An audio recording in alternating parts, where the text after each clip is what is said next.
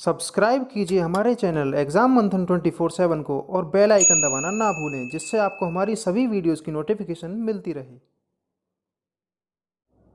Hello students, स्वागत है आप सभी का एग्जाम मंथन पर। देखिए, हम हिंदी शुरू कर दी है, हमने एक क्लास कर चुके हैं हिंदी के ऊपर, जिसके अंतर्गत हमने संज्ञा को कंप्लीट किया था। आज जो हमारी बारी है संज्ञा के बाद सर्वनाम को करने की बारी है। आज हम बड़े अच्छे से सर्वनाम को कंप्लीट करेंगे।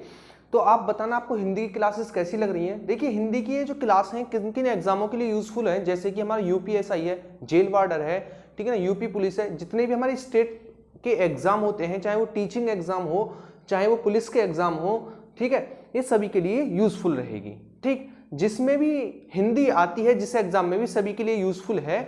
यदि आपने कोई ऐसा फॉर्म डाला है जिसमें हिंदी आती है तो आप इस क्लास को रेगुलर देखें, ठीक है, नियमित तौर से इसे देखते रहें। ठीक, नोट्स एक बार में मैंने डाल दिए थे टेलीग्राम चैनल पर, तो आप जाकर फाइल में उन्हें डाउनलोड कर सकते हैं, जिसमें कुल 1 या 2 चैप्टर शेष बचे हैं, बाकी सबके मैंने नोट्स उसमें डाल दिए हैं। ठीक है, आप वहां से जाकर डाउनलोड कर सकते हैं। तो आज की हमारी क्लास बेसिकली डिपेंड है सर्वनाम पर। आज हम सर्वनाम को कंप्लीट करेंगे, फिर उसके बाद नेक्स्ट डे नेक्स्ट टॉपिक पर बात करेंगे। तो आइए आज का हम टॉपिक शुरू करते हैं, जिसके अंतर्गत हम पढ़ने वाले सर्वनाम। सबसे पहले बात करें सर्वनाम के भेद, ठीक है ना। सबसे पहले बात करें आखिरकार सर्वनाम होता क्या है, इस चीज पर बात करते हैं। देखिए, संज्ञा क्या थी? किसी वस्तु, स्थान, व्यक्ति, इनके नाम को डिफाइन करने वाली जो चीज थी वो कहलाती थी संज्ञा। ठीक है, यदि बात करें सर्वनाम की, तो सर्वनाम संज्ञा के रिपीटेशन को रोकता है। मान लीजिए आपने कहा कि आपने कोई नाम लिया, जैसे कि कोई भी आप नाम ले सकते हैं, मोहन। मोहन बाजार गया, ठीक है ना, उसने मान लीजिए उसने फल खरीदे, सब्जी खरीदी, ठीक है, और भी उसने मार्केट से चीजें खरीदी, तो आप कैसे बोलोगे? मोहन बाजार गया, ठीक है, मोहन ने आम खरीदे, ठीक, मोहन ने सब्जियां खरीदी, ठीक, मोहन उसके बाद मॉल गया। तो बार बार मोहन क्या यहां पर संज्ञा है, तो आप इस संज्ञा का बार बार यूज ना करें। इससे क्या होता है, इससे अच्छा नहीं लगता है बोलने में। हालांकि ये गलत नहीं है व्याकरण की दृष्टि से, लेकिन आपको बार बार रिपीटेशन से वाक्य की गरिमा खराब होती है। जैसे कि मैंने बोला, मोहन बाजार गया, मोहन ने सब्जी खरीदी, मोहन मार्केट गया, मोहन ने आम खरीदे, ये सब आप बार बार मोहन का यूज कर रहे हैं। इससे क्या होता है, इससे वाक्य की गरिमा खराब होती है। इसी वजह से इस मोहन के स्थान पर एक ऐसा शब्द यूज किया जाता है जिससे मोहन को बार बार बोलना ना पड़े। जैसे कि मोहन बाजार गया, फिर उसके बाद हमने बोला उसने आम खरीदे, ठीक है ना, उसने सब्जियां खरीदी और वो मॉल गया। तो यहां पर उसने, उसने और वो सभी यहां पर सर्वनाम है, क्योंकि ये मोहन के लिए यूज किए गए हैं, ताकि मोहन को बार बार रिपीट ना करना पड़े। ठीक है ना। तो ऐसे शब्द जो संज्ञा की रिपीटेशन को रोकते हैं, जो संज्ञा की रिपीटेशन को रोकते हैं, उन्हें कहते हैं सर्वनाम। और एक एग्जांपल लेते हैं, जैसे कि आप ताजमहल गए, आपने कहा मैं ताजमहल गया, मैंने ताजमहल में, ठीक है, फुलवाड़ी देखी, मैंने ताजमहल में पानी का फुब्बारा देखा, ठीक है ना, मैंने ताजमहल में एक कब्र देखी। इस प्रकार के ताजमहल ताजमहल बार बार यूज करने से वाक्य खराब होता है। इसीलिए अब यहां पर हम सर्वनाम यूज करेंगे, जैसे कि मैं ताजमहल गया, मैंने वहां पर, वहां किसके लिए यूज हुआ? ताजमहल के लिए। मैंने वहां पर कब्र देखी, मैंने वहां पर पानी का फुब्बारा देखा, ठीक है, मैंने वहां पर जो भी चीजें आपने देखी, वहां शब्द का यूज जो किया गया है वो बेसिकली किया गया है ताजमहल के लिए, क्योंकि ताजमहल की रिपीटेशन को रोका जा सके, आपको बार बार ताजमहल बोलना ना पड़े। ठीक है, आप नॉर्मली आप अपने घर पर भी बोलते हैं तो सर्वनाम का ज्यादा यूज करते हैं, जैसे कि मैं, जैसे कि किसी का नाम लेकर आप बोलते हैं, ठीक है, उसका नाम एक बार बोलते हैं, उसके बाद आप यही बोलते हैं कि उसने ये किया, उसने ये किया, उसने ये किया, उसने ये किया। लेकिन आपने शुरुआत में एक बार आप नाम बोलते हैं, उसके बाद उसने और वो का यूज करना आप शुरू कर देते हैं। तो उसने और वो उस व्यक्ति के रिपीटेशन को रोकती हैं, जिससे कि वाक्य हमारा खराब ना हो। तो ये होते हैं हमारे सर्वनाम। यानी सर्वनाम जो है वो संज्ञा का प्रतिनिधित्व करते हैं, यानी सर्वनाम सीधे सीधे संज्ञा ही होते हैं, लेकिन संज्ञा की रिपीटेशन को रोकते हैं।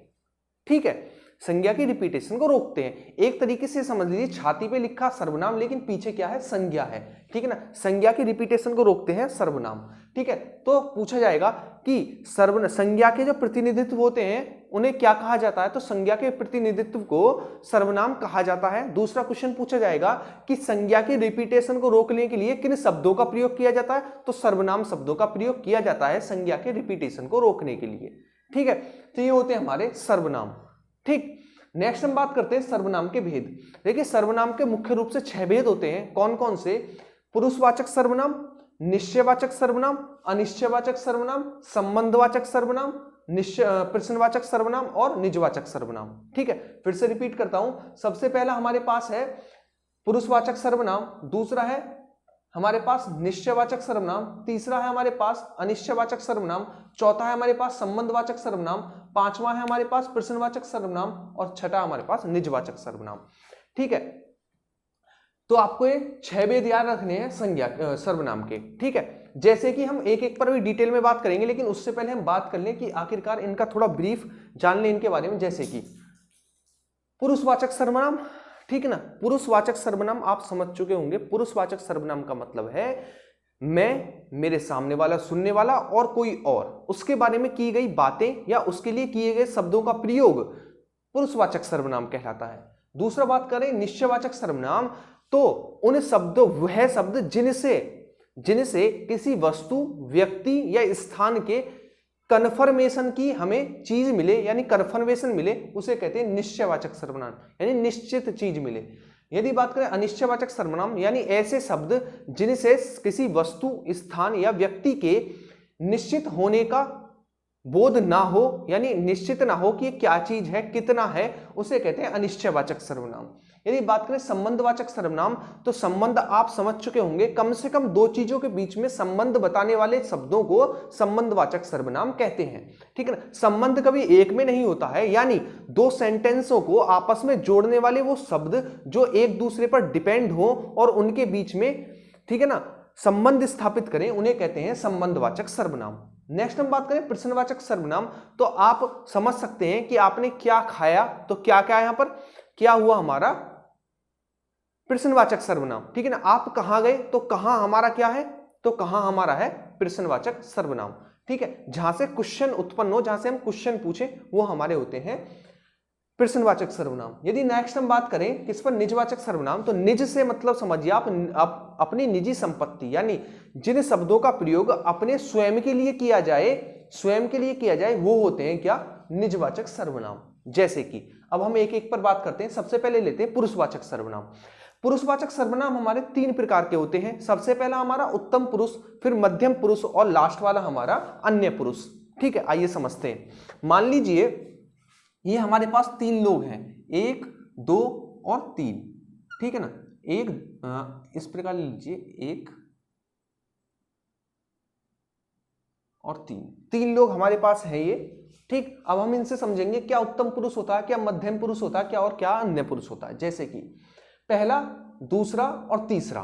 ठीक है, सबसे पहला ले तो उत्तम पुरुष, यानी उत्तम पुरुष का जो प्रयोग किया जाता है वो कर्ता स्वयं के लिए करता है, यानी लेखक जो होगा वो स्वयं के लिए उस शब्द का प्रयोग करेगा, वो होगा उत्तम पुरुष। यदि मध्यम पुरुष की बात करें तो श्रोता, यानी जो आपके सामने वाला सुन रहा है उसके लिए जो शब्दों का प्रयोग किया जाएगा वो होगा मध्यम पुरुष। और तीसरा होगा अन्य पुरुष। अन्य पुरुष मतलब मैं और मेरे सामने वाला ना होकर किसी तीसरे की हम बात करें तो वो होगा हमारा अन्य पुरुष। जैसे कि ये मैं हूं, ठीक है ना, ये मेरे सामने कोई मेरा दोस्त है, मैं इससे बोल रहा हूं भाई तुम कैसे हो, तो तुम क्या हुआ हमारा, तुम हुआ हमारा मध्यम पुरुष, क्योंकि किसी श्रोता के लिए हम इसकी बात कर रहे हैं। उसने पूछा आप कैसे हो, तो मैंने कहा मैं अच्छा हूं, मैं अच्छा हूं, इसका मतलब मैं हुआ हमारा प्रथम पुरुष या फिर उत्तम पुरुष। ठीक है, तो श्रोता के लिए शब्दों का यूज किया जाए, यानी आपके सामने वाले के लिए जो शब्दों का यूज किया जाए वो होगा हमारा मध्यम पुरुष, और अपने लिए जो शब्दों का यूज किया जाए वो होगा हमारा उत्तम पुरुष। ठीक है, अब बात समझिएगा। अब मान लीजिए हम दोनों मिलकर किसी तीसरे की चुगली कर रहे हैं, बुराई कर रहे हैं। तो मैंने कहा यार एक लड़का है, वह कौन, वो यार बड़ा, चलो मैं अपनी लोकल लैंग्वेज में यूज करते हैं, यार वो बड़ा नालायक है, हम दोनों मिलकर बात करें, हाँ यार वो तो बड़ा नालायक है, तो इसका मतलब हम मिलकर बात कर रहे हैं तीसरे की, तो तीसरा हुआ हमारा अन्य पुरुष, यानी जो उस समय पर मौजूद ना हो, जिस पर बात चल रही हो, ठीक है ना, जिसके बारे में बात चल रही हो वो मौजूद ना हो, वो होता हमारा अन्य पुरुष। ठीक, यदि मैं अपने सामने वाले से बात करूं तो वो होगा हमारा मध्यम पुरुष और मैं हूंगा उत्तम पुरुष। ठीक है, आदमी स्वयं को सबसे उत्तम मानता है, तो समझ लीजिए अपने लिए शब्दों का प्रयोग कर रहे हैं, तो उत्तम पुरुष। अब पहला मैं, तो मैं कैसा हुआ हमारा, मैं हुआ उत्तम पुरुष। आप अब कहोगे कि हम कैसे उत्तम पुरुष है, तो देखिए ये था हम, मैंने कहा था यार ये वाला जो लड़का है वो जो है वो बड़ा नालायक है, तो बात कौन कर रहे हैं, बात हम कर रहे हैं, यानी मैं और तुम, ठीक है ना, हम दोनों बात कर रहे हैं, इसीलिए हम जो होगा, हम बात कर रहे हैं वो के बारे में, तो हम भी हमारा उत्तम पुरुष के अंतर्गत आएगा। तो मैं और हम यानी आई और वी जो होते हैं वो उत्तम पुरुष होते हैं। तुम यानी मैंने कहा तुम कैसे हो, तुम्हारा कारोबार कैसे चल रहा है, ठीक है, तुमसे एक बात करनी है, ठीक है, तुम्हारे लड़के का क्या नाम है, ठीक, तो ये सभी तुम, तुम्हें, तुम्हारा, तुमसे, ये सभी होते हैं हमारे मध्यम पुरुष। यदि बात करें अन्य पुरुष, यानी हम दो खड़े हैं, यानी जहां पर तीसरे की बात हो ही नहीं, उस स्थान पर वो मौजूद ना हो, वो होता हमारा अन्य पुरुष, इसीलिए उसे अन्य की श्रेणी में रखा गया है, यानी प्रेजेंट में वो मौजूद नहीं है जिसके बारे में बात हो रही है, हालांकि उसकी चुगली होती है, वही होता अन्य पुरुष। ठीक है, चलिए ये था हमारा पुरुषवाचक सर्वनाम, जिसके अंतर्गत हमने पढ़ा उत्तम पुरुष, मध्यम पुरुष और अन्य पुरुष। यही बात करते हैं निश्चयवाचक सर्वनाम। निश्चय जैसे नाम से ही कन्फर्म है, यदि किसी चीज की हमें निश्चित जानकारी प्राप्त हो जाए, निश्चित जानकारी प्राप्त हो जाए, वो होते हैं निश्चयवाचक सर्वनाम। आप इन दो शब्दों पर मत जाना, आप सेंटेंस की लैंग्वेज पे जाना, जब मैं क्वेश्चन कराऊंगा तो आप समझोगे आराम से, ठीक है ना। जैसे कि यह और वह प्रयोग करके बताता हूं। मान लीजिए मैंने आपसे पूछा आपकी, मान लीजिए आप, ये डस्टर आपका है, मैंने पूछा ये डस्टर किसका है, ये डस्टर किसका है, आप में से किसी ने खड़े होकर बताया कि ये डस्टर, यह डस्टर मेरा है, यह डस्टर मेरा है, यानी यह से यह जो शब्द का प्रयोग किया आपने इस डस्टर के लिए किया, और इससे यह जानकारी मिली कि यह आपका है, निश्चित जानकारी मिली, आपने खड़े होकर कहा यह डस्टर मेरा है, ठीक है, तो यह डस्टर मेरा है। या फिर मैंने पूछा कि वो जो टेबल पे चीज रखी है वो किसकी है, तो आप कहोगे वह मेरी है, वह मेरी है, यानी यह और वह शब्द जो होते हैं, इस प्रकार के शब्द जो होते हैं वो हमारे निश्चित वाचक सर्वनाम के अंतर्गत आते हैं, ठीक है, जिनसे हमें कंफर्म जानकारी मिले। कैसी कंफर्म जानकारी मिले किसी चीज की, ठीक, जैसे कि आपकी कोई चीज चुरा ले और आप लड़ते में कहेंगे ये मेरी है, ये मेरी है, तो ये जो शब्द है ये का मतलब ये है, तो ये मेरी है, यानी आप ये कहना चाह रहे हो कंफर्म ये मेरी है, कंफर्म ये मेरी है, इसे मुझे वापस दे दो, तो यह जो होगा हमारा निश्चयवाचक सर्वनाम होगा। और यदि वो चीज दूर रखी है तो आप कहेंगे वह मेरी है। मान लीजिए आपको कोई दूर चीज रखी है, आपसे कोई पूछे वो किसकी है, तो आप कहेंगे वह मेरी है, ठीक है ना, वह मेरी है, क्योंकि वो दूर है। इसका मतलब यह का प्रयोग पास की चीजों के लिए और वह का प्रयोग दूर की चीजों के लिए निश्चित अवस्था दिखाने के लिए किया जाता है। जैसे कि आपसे, आपके हाथ में कोई चीज हो तो आप क्या कहेंगे, यह मेरी है, ये तो कहेंगे नहीं वह मेरी है, नहीं कहेंगे, आप कहेंगे यह मेरी है, ठीक है, लेकिन आपसे दूर हो तो आप कहेंगे वह मेरी है, ठीक है। इसका मतलब यह का प्रयोग निश्चित वाचक सर्वनाम में पास की चीजों के लिए दिखाने के लिए किया जाता है, जबकि वह का प्रयोग निश्चित वाचक सर्वनाम में दूर की वस्तुओं को दिखाने के लिए किया जाता है, ठीक है। नेक्स्ट हम बात करते हैं अनिश्चयवाचक सर्वनाम। देखिए अनिश्चयवाचक सर्वनाम मतलब जिन शब्दों से, जिन संज्ञा शब्दों से, संज्ञा ही होती है सर्वनाम एक प्रकार से, या फिर कह सकते हैं जिन सर्वनाम शब्दों से किसी वस्तु के निश्चित होने का बोध प्राप्त ना हो, उन्हें कहते हैं अनिश्चयवाचक सर्वनाम। जैसे कि आपसे मैं घर पर आया, या फिर आपके पिताजी घर पर आए, आपने कहा पापा कोई आया था, पापा कोई आया था, तो इसका मतलब कोई से आपके पिताजी को कंफर्मेशन हुई कौन आया था, नहीं हुई, क्योंकि आपने कहा कोई आया था। कोई में कोई भी हो सकता है, उनका कोई दोस्त हो सकता है, उनका कोई रिलेटिव हो सकता है, कोई भी हो सकता है, ठीक है ना। इसका मतलब कोई क्या है, कोई सर्वनाम है और अनिश्चयवाचक सर्वनाम है, ठीक है ना। अब मैंने कहा कि मेरे लिए कुछ सब्जी लेकर आओ, मेरे लिए कुछ सब्जी लेकर आओ, कुछ में आप एक कटोरा भी ला सकते हैं, आप एक थाली भी ला सकते हैं और आप हो सकता है चम्मच में भी ले आए। तो कुछ क्या हुआ हमारा, कुछ भी अनिश्चयवाचक सर्वनाम है। मान लीजिए आप 1000 रुपए लेकर गए दुकान पर, आपने कहा कुछ चीनी दे दो, तो मान लीजिए उसने आपको चीनी के 4 दाने दे दिए और 1000 रुपए रख लिए, तो आप कहोगे तो मैंने तो 10 किलो मांगी थी, ठीक है, तो वो कहेगा कि नहीं आपने कहा था कुछ, कुछ का मतलब तो कुछ भी हो सकता है, ठीक है, निश्चित, उससे निश्चित जानकारी नहीं मिली, इसीलिए उन्हें अनिश्चयवाचक सर्वनाम के अंतर्गत रखा गया, यानी कोई या कुछ। मैं आपसे पूछूं कि अंधेरे में कुछ ऐसा हुआ जो आपने नहीं देखा और आपसे पूछा जाए क्या हुआ था, तो आप कहेंगे कुछ तो हुआ था, कुछ तो हुआ था, यानी आपको पता नहीं है क्या हुआ था। कुछ का मतलब क्या, अनिश्चयवाचक सर्वनाम, हमें नहीं पता क्या हुआ था, ठीक है। आपसे पूछा जाए कि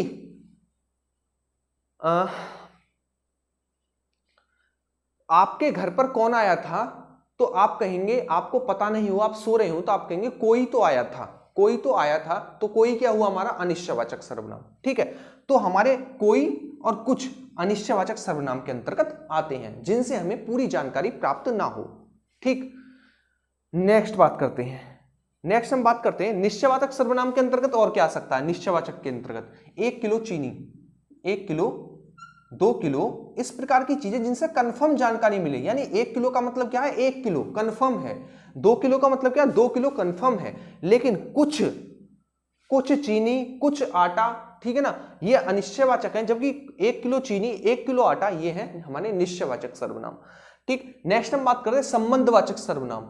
जिन शब्दों का प्रयोग संबंध बताने के लिए किया जाए उन्हें संबंधवाचक सर्वनाम कहते हैं, यानी ऐसे शब्द जो एक दूसरे पर डिपेंड हो और उनके बीच संबंध बताते हो, वो संबंधवाचक सर्वनाम कहलाते हैं। जैसे कि मैंने जैसे एक सेंटेंस सुनिएगा, जैसा करोगे वैसा भरोगे, जैसा करोगे वैसा भरोगे, यानी जैसा आप यहां पर करोगे आगे आपको वैसा ही फल मिलेगा, यानी आगे का फल डिपेंड किस पर है, पीछे के कर्म पर डिपेंड है, आपके पीछे के कर्म पर डिपेंड है, यानी जैसा करोगे वैसा भरोगे, यानी जैसा और वैसा आपस में इस सेंटेंस को जोड़ने का काम कर रहे हैं, ये दोनों हैं हमारे कैसे, संबंधवाचक सर्वनाम, संबंधवाचक सर्वनाम, समझ चुके आप, ठीक। जैसे कि एक और शब्द, एक और सेंटेंस लेते हैं, यदि आप खाना देरी से खाओगे तो आपकी ट्रेन छूट जाएगी, ठीक।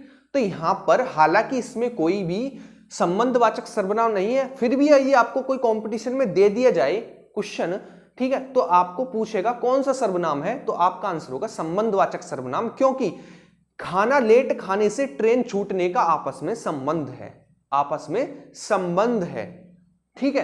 क्योंकि यदि आप जल्दी खाना खाओगे तो ट्रेन आपकी नहीं छूटेगी, यदि आप देरी से खाना खाओगे तो आपकी ट्रेन छूट जाएगी। कहीं ना कहीं दोनों आपस में संबंध बता रहे हैं, एक दूसरे पर डिपेंड है, यदि ये कुछ करेगा तो इसका फल इसे भोगना पड़ेगा, यदि ये डाउन होगा तो ये भी डाउन होगा, ठीक। तो ये होते हैं हमारे जो आपस में एक दूसरे पर डिपेंड हो संबंधवाचक सर्वनाम, ठीक। जैसे कि जो और सो, जैसा करोगे वैसा भरोगे, ठीक है ना, इस प्रकार के शब्द होंगे वो होंगे हमारे संबंधवाचक सर्वनाम के अंतर्गत। नेक्स्ट हम बात करते हैं प्रश्नवाचक सर्वनाम। प्रश्नवाचक सर्वनाम से इजी कुछ भी नहीं है पहचानने के लिए, ठीक। आपका नाम क्या है, आप कहां से आए हो, क्या, कहां, सब ऐसे शब्द होंगे हमारे किससे, प्रश्नवाचक सर्वनाम। जैसे कि फिर से रिपीट करो, आप कहां से आए हो, आप क्या खाते हो, आप कहां पर रहते हो, आपका नाम क्या है, ठीक है ना, आपके पिताजी क्या करते हैं, ठीक, आपका घर कहां पर है, ठीक, आप किसके बेटे हो, आप किसके पिता हो। इस प्रकार के क्वेश्चन जो होंगे जहां पर क्वेश्चन पूछा जाए वो सभी प्रश्नवाचक सर्वनाम होंगे, ठीक है। जैसे कि क्या, कौन, कब, कैसे, etc, ठीक है, आदि।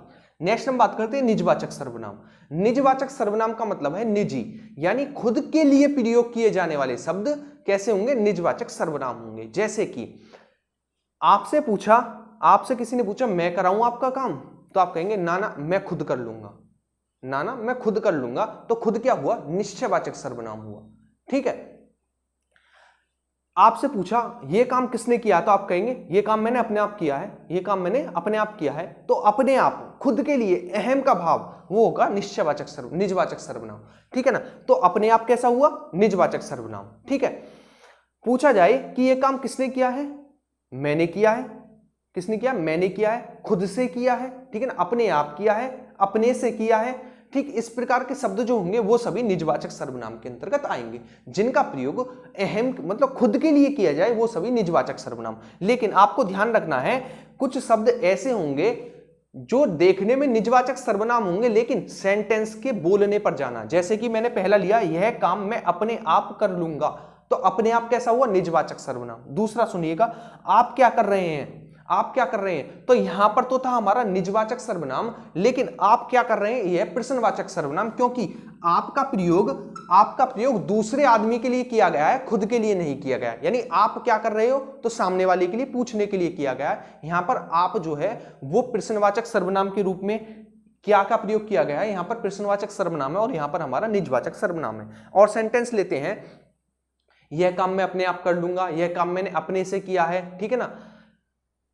ये सभी प्रकार के शब्द होते हैं, ये निजवाचक सर्वनाम के अंतर्गत आते हैं। ठीक है, और अच्छे से हमारी प्रैक्टिस होगी जब हम इनके ऊपर क्वेश्चंस करेंगे। ठीक है, बोर्ड पर इतना ही लिखा जा सकता है, पॉसिबल है, ताकि आपका टाइम खराब ना हो। मैं यहां पर आके लिखूं तो आपकी क्लास 1-1.5 घंटे की हो जाएगी और आप भी बोरियत में, मैं भी बोरियत में। ठीक है, मुझे भी पढ़ना होता है, पढ़ाना होता है, क्लासेस और भी होती है मेरी। ठीक, तो मुझे इतना टाइम नहीं मिल पाता, इसीलिए मैं बोर्ड पर लिख लेता हूं ताकि आपको आकर जल्दी से जल्दी पढ़ा सकूं। ठीक, तो अभी हम टेस्ट वगैरह लेंगे तो आपको इनके जितने भी एग्जाम्पल हैं बहुत अच्छे से क्लियर कर लेंगे, सबके ऊपर 10-10 एग्जाम्पल कर लेंगे, आपकी तैयारी अच्छे से हो जाएगी। ठीक, तो आइए एक बार हम रिकॉल करते हैं हमने क्या पढ़ा। सबसे पहले हमने देखा सर्वनाम क्या होते हैं, तो संज्ञा का प्रतिनिधित्व करने वाले शब्द सर्वनाम होते हैं। सर्वनाम के भेद की बात करें तो सर्वनाम के 6 भेद होते हैं, पुरुषवाचक सर्वनाम, निजवाचक सर्वनाम, अनिश्चयवाचक सर्वनाम, संबंधवाचक सर्वनाम, प्रश्नवाचक सर्वनाम और निजवाचक सर्वनाम। नेक्स्ट हम बात करें पुरुषवाचक सर्वनाम, तो 3 प्रकार के होते हैं, उत्तम पुरुष, मध्यम पुरुष और अन्य पुरुष। उत्तम पुरुष यानी यदि मैं इस आदमी से बात करूं तो ये सुनने वाला मध्यम पुरुष, मैं उत्तम पुरुष यदि वो आदमी की बात करें जिसके जो मौजूद ना हो वो अन्य पुरुष। जैसे कि उत्तम पुरुष में मैं और हम बात करें, मध्यम पुरुष में तुम, तुम्हें, तुमसे, तुम्हारा, ये सभी आते हैं मध्यम पुरुष। यदि बात करें अन्य पुरुष तो ये वो वह सब आते हैं हमारे अन्य पुरुष के अंतर्गत। यदि बात करें निश्चयवाचक सर्वनाम यानी ऐसे शब्द जिनसे हमें निश्चित मात्रा का ज्ञान हो वो कहलाते हैं निश्चयवाचक सर्वनाम। जैसे कि यह, ठीक है, वह, 1 किलो, 2 किलो, 3 किलो, 5 किलो, ठीक है ना, 1 लीटर, 2 लीटर, यानी हमें कंफर्मेशन मिले कि हाँ चीज कंफर्म है, हाँ चीज कंफर्म है, वो कहलाते हैं हमारे निश्चयवाचक सर्वनाम। जैसे यह, वह, जैसे कि यह का प्रयोग पास के लिए और वह का प्रयोग दूर के लिए किया जाता है निश्चित वस्तु को दिखाने के लिए। यदि बात करें निश्चयवाचक सर्वनाम, तो जिन सर्वनाम शब्दों का प्रयोग ऐसे किया जाए जिनसे उनकी मात्रा का ज्ञान ना हो तो वो कहलाते हैं अनिश्चयवाचक सर्वनाम। जैसे कि कोई आया था, कुछ सामान दे दो, ठीक है ना, कोई आया था, पता नहीं कौन आया था, कुछ सामान दे दो यानी पता नहीं कितना दे दो। तो इस प्रकार के जो हमारे एग्जाम्पल होंगे वो होंगे हमारे अनिश्चयवाचक सर्वनाम के, जैसे कि कोई या कुछ। नेक्स्ट हम बात करें संबंधवाचक सर्वनाम, तो ऐसे सर्वनाम शब्द जो एक दूसरे पर डिपेंड हो और सेंटेंस को आपस में जोड़ रहे हो और डिपेंड होकर, जैसे कि जैसा करोगे वैसा भरोगे, यानी जैसा आप यहां करोगे आगे आपको वैसा फल मिलेगा। ठीक है, जल्दी करो वरना ट्रेन छूट जाएगी, यानी आप यहां पर देरी करेंगे तो आपकी ट्रेन वहां पर छूटेगी। तो इस प्रकार के शब्द जो होंगे वो हमारे संबंधवाचक सर्वनाम के अंतर्गत आएंगे, जैसे कि जो और सो। ठीक है, नेक्स्ट हम बात करें प्रश्नवाचक सर्वनाम, तो आप समझ सकते हैं कि आपका क्या नाम है, आप कहां रहते हो, आप किसके बेटे हो, आप कौन हो, ये सभी हमारे क्या, कौन, कब, कैसे प्रश्नवाचक सर्वनाम के अंतर्गत आते हैं। यदि बात करें निजवाचक सर्वनाम, तो जहां अपने आप के लिए, खुद के लिए शब्द का प्रयोग किया जाए वो कहलाते हैं हमारे निजवाचक सर्वनाम। जैसे कि आप, अपने, अपने आप, ये सभी शब्द होते हैं हमारे कैसे, निजवाचक सर्वनाम। जैसे कि यह काम मैंने खुद किया है, यह काम मैंने अपने आप किया है, यह काम मैंने अपने से किया है, यह काम मैं अपने आप कर लूंगा, ये सभी शब्द हैं अपने आप, खुद से, ये सभी शब्द हैं निजवाचक सर्वनाम।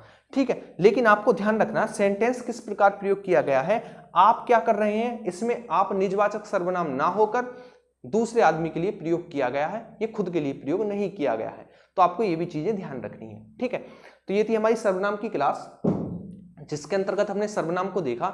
नेक्स्ट क्लास में हम आगे बात करते रहेंगे अच्छे अच्छे टॉपिक्स पर। तो आपको बताना है कि वीडियो कैसी लगी।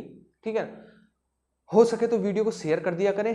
ठीक है, लाइक करना आपके ऊपर डिपेंड है, अच्छा लगे तो लाइक करें, ना लगे तो डिसलाइक करें।